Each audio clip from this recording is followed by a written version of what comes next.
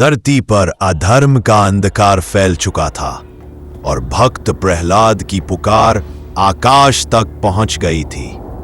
हिरण्यकशिपु के आतंक ने सत्य, भक्ति और धर्म को कुचलने की कोशिश की, परंतु जब सारे रास्ते बंद हो गए तब स्वयं भगवान विष्णु ने लिया एक अप्रतिम रूप, नर और सिंह का महास्वरूप। महावतार नरसिंह एक ऐसी गाथा है जहां क्रोध भी करुणा बन जाता है और विनाश से ही सृजन होता है, बल्कि भक्त और भगवान के अनमोल रिश्ते की अमर कहानी है। सृष्टि का संतुलन डगमगा रहा था।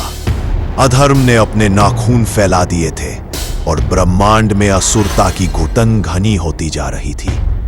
हर ओर त्राही त्राही थी और देवताओं की दृष्टि बार बार एक ही स्थान पर जाती, पृथ्वी के उस कोने में जहां हिरण्यकशिपु नाम का राक्षस अपने आप को ईश्वर घोषित कर चुका था। न आकाश में न पृथ्वी पर। इस वरदान के अहंकार में डूबा हिरण्यकशिपु अब पृथ्वी पर धर्म का संहार करने में लग गया था। उसने देवालय नष्ट कर दिए, वेदों को जलवा दिया, ऋषियों को बंदी बना लिया और हर घर में एक ही नारा गूंजने लगा, हिरण्यकशिपु ही भगवान है। परंतु विधाता की रचना में संतुलन सदा बना रहता है। जहां असुर पैदा होते हैं वहीं ईश्वर भी अवतार लेता है और हिरण्यकशिपु के घर में ही जन्म हुआ एक दीपक का प्रहलाद हिरण्यकशिपु का पुत्र बचपन से ही विष्णु भक्ति में लीन रहता। उसने कहा, मेरे पिता ईश्वर नहीं, ईश्वर तो केवल श्री हरि नारायण। इस बात ने हिरण्यकशिपु को क्रुद्ध कर दिया। बार बार उसने प्रहलाद को विष पिलवाया, हाथियों के पैरों तले कुचलवाया, आग में फेंकवाया, परंतु प्रहलाद हर बार श्री हरि की कृपा से बच गया। फिर आया वह रात, विकराल, भयानक और नियति की सबसे बड़ी परीक्षा वाली रात। हिरण्यकशिपु ने अपने दरबार में प्रहलाद को बुलाया। चारों ओर राक्षस नृत्य कर रहे थे। मंत्रियों ने आकाश गंगा को रक्त से रंग देने की शपथ ली थी और एक सिंहासन पर बैठा हिरण्यकशिपु गरजा, कहां है तेरा हरि इस खंभे में। उसने तिरस्कार से खंभे की ओर देखा और अपनी गदा से उसे तोड़ डाला। धड़ाम, पूरे महल में कंपन होने लगा। खंभे से निकली एक गर्जना जैसे स्वयं काल प्रकट हो गया हो। धुएं और प्रकाश के उस भंवर से प्रकट हुआ महावतार नरसिंह, आधा मानव आधा सिंह, अग्नि समान तेजस्वी, ज्वाला जैसे केश, रक्तिम नेत्र और शरीर से निकलती भीषण ऊर्जा। पूरा आकाश कांप गया। हिरण्यकशिपु ने अपने समस्त अस्त्र शस्त्र फेंके पर वे नरसिंह को छू भी नहीं सके। महावतार नरसिंह ने उसे खींचकर महल की देरी पर लाया। न अंदर न बाहर, न दिन था न रात, संध्या का वह क्षण। न आकाश में न भूमि पर, गोद में उठा रखा था। और ना वह मानव थे ना पशु, एक महावतार थे। नरसिंह ने हिरण्यकशिपु को चीर डाला नखों से और उसका रक्त आकाश को रंग गया।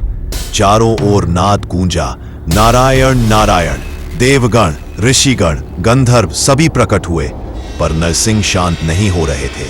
उनका क्रोध ब्रह्मांड को कंपा रहा था। ब्रह्मा, शिव, इंद्र, कोई भी उन्हें शांत न कर सका। तब आई भक्ति, तब आए प्रहलाद। नन्हा बालक नरसिंह के चरणों में झुक गया और कहा, हे प्रभु, मैं जानता हूं आप काल है, पर आप मेरे हरि भी हैं। आपकी गोद में मुझे सुरक्षा मिलती है। नरसिंह शांत हो गए। उन्होंने प्रहलाद को गोद में उठाया और प्रथम बार मुस्कुराए। क्रोध का वह रूप अब करुणा में बदल गया था। हिरण्यकशिपु का रक्त धरती में बहते बहते पाताल लोक में समा गया, जहां एक नया असुर जन्म ले रहा था, काली, एक दैत्य जो सिर्फ अंधकार से पैदा हुआ था। यह काली साक्षात अधर्म था।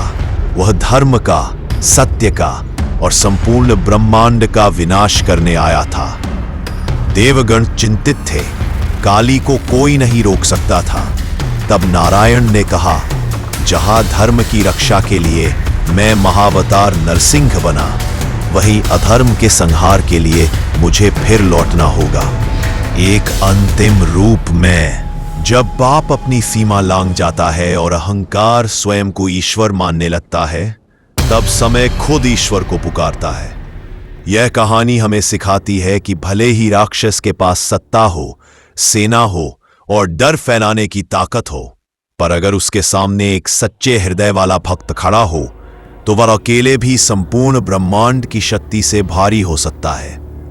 यह कथा इस सत्य को उकेरती है कि श्रद्धा उम्र नहीं देखती, न ही बल या बाहरी सामर्थ्य। एक छोटा बालक प्रहलाद जो अपने पिता के आदेशों के विरुद्ध जाकर सत्य का पक्ष चुनता है, वह भगवान को अवतरित करने का कारण बन जाता है। इसका सार यह है कि जब तुम सत्य और धर्म के रास्ते पर अडिग रहते हो तो समस्त सृष्टि तुम्हारे पीछे खड़ी हो जाती है। यह भी सिखाती है कि भगवान केवल मंदिरों में नहीं बल्कि हर उस जगह पर रहते हैं जहां भक्त की पुकार सच्ची हो, चाहे वह खंभा हो या कण कण। भगवान नरसिंह का प्रकट होना यह दर्शाता है कि जब धर्म की रक्षा करनी होती है तो ईश्वर स्वयं मर्यादाओं से परे जाकर अपने भक्त के लिए रूप धारण करते हैं। कहानी हमें यह भाव देती है कि शक्ति का घमंड चाहे कितना भी बड़ा हो, वह सच्चाई की लौ को बुझा नहीं सकता। हिरण्यकशिपु जैसे अत्याचारी के अंत से यह संदेश मिलता है कि अगर तुम खुद को भगवान समझ बैठो पर दूसरों को सताओ तो अंत निश्चित ही विनाश होता है। नरसिंह अवतार का विकराल रूप हमें यह एहसास कराता है कि ईश्वर को केवल शांत और कोमल नहीं समझना चाहिए, वे रक्षक है तो संहारक भी है। जब समय आता है तो वे अंधकार में उतरते हैं, रक्तवर्ण हो जाते हैं और राक्षसी ताकतों का अंत करते हैं। कहानी में छुपा सबसे बड़ा पाठ यह है कि धर्म की रक्षा के लिए लड़ना केवल एक दायित्व नहीं, एक युग धर्म है। अगर अन्याय तुम्हारे सामने हो रहा है और तुम चुप हो तो तुम भी उसी पाप का भागी बनते हो, लेकिन अगर तुम खड़े हो गए अकेले भी तो सृष्टिकर्ता तुम्हारे साथ खड़ा हो जाता है। अंत में यही शिक्षा मिलती है कि सत्य के लिए संघर्ष करने वाले कभी अकेले नहीं होते। वे चाहे कितनी भी पीड़ा सहें, लेकिन उनकी आस्था ही उनकी ढाल बनती है। नरसिंह अवतार केवल पौराणिक कथा नहीं, यह चेतावनी है उस हर अत्याचारी के लिए कि ईश्वर को ललकारना, खुद को उनसे ऊपर समझना, अंततः विनाश को न्योता देना है। स्टोरी अच्छी लगी हो तो मेरे YouTube चैनल को लाइक, कमेंट एंड सब्सक्राइब करो।